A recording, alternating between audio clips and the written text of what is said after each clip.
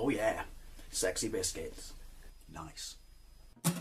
Long Bros 1975. A YouTuber's on the rise. Reviewing games and sometimes friends. But Long Bros 1975.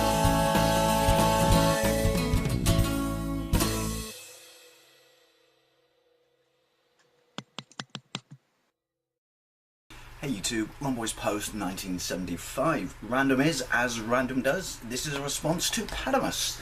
Yeah, Pointless Paddy, my mate Paddy, Henri Eccle's sister. Paddy has done 10 shocking questions, and I do enjoy Paddy's random videos, so I'm gonna have to keep craning because I couldn't write them down. Oh, one more thing, in case you're wondering why I'm wearing an Ireland shirt, it's quite simple really. We were so balls horrifically bad during the World Cup. For the rest of the summer I'm going to pretend I'm not English. Anyway, sorry, I'm waffling already. I'm going to have to crane because I can't write, so I've got the questions here, and it's 10 questions. Right, so the first question is, if you could exist or live inside any piece of 2D art, paintings, photographs, etc., comic panels, what would it be and why? This is a really easy one. This is going to give me a really bad neck, isn't it? Anything that Todd McFarlane drew in the 80s. Absolutely loved Todd McFarlane in the 80s. One of my favourite artists ever. Easily my favourite Spider-Man artist ever. As a kid, his art style was unlike anything else I'd ever seen. You know, people spent years playing catch-up after his run on Amazing Spider-Man, and I was always gutted when he stopped drawing Spawn, you know, and just started inking it. But yeah, any piece of artwork by Todd McFarlane in the 80s, so you know, Amazing Spider-Man, Incredible Hulk, or you know, his run on Batman.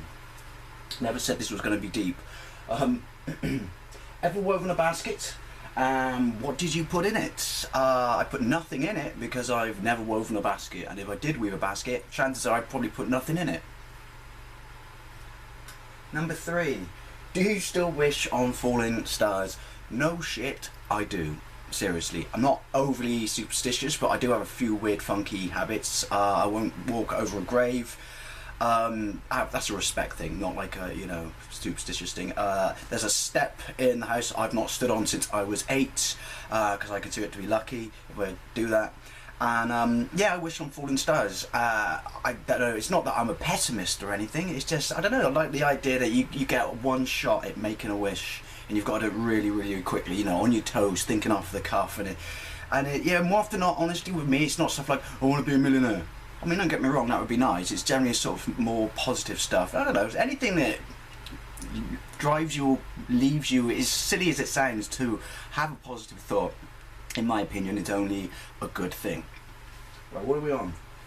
Number 4, thoughts on kiwis. Define kiwis. Are we talking the fruit? Because if it's the fruit, ooh, weird.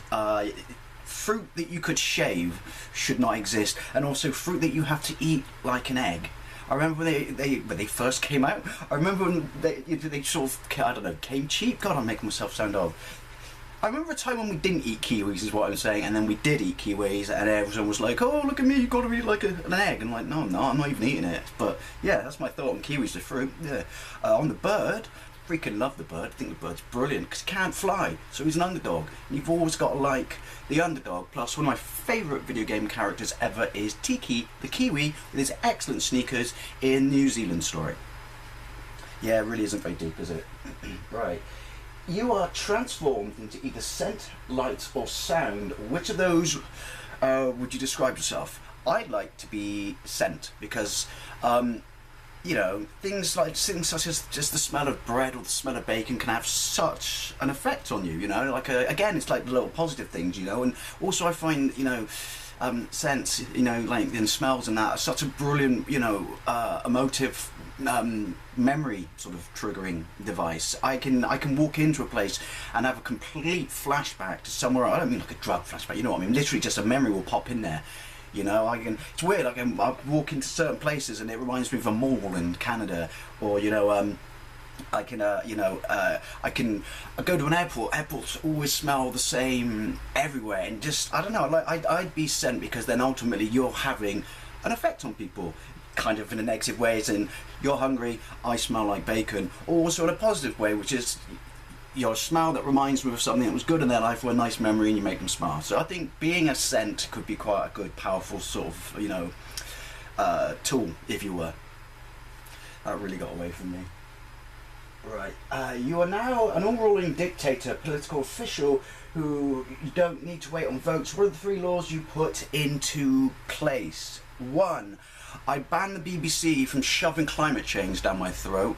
2, I ban all politicians from constantly picking on and taxing the motorists. And 3, I make a law that means aircon had to be cheap, or well, we'd subsidise it, the government, so everyone, particularly people like me who hate summer, and that's why you can hear a fan, don't have to sit here with Betty Swallows just being irritable. Granted that this is, you know, not helping it, it's heating me up like a fire, but yeah, sit here through summer being irritable. My little bit of a rant part of this aside there.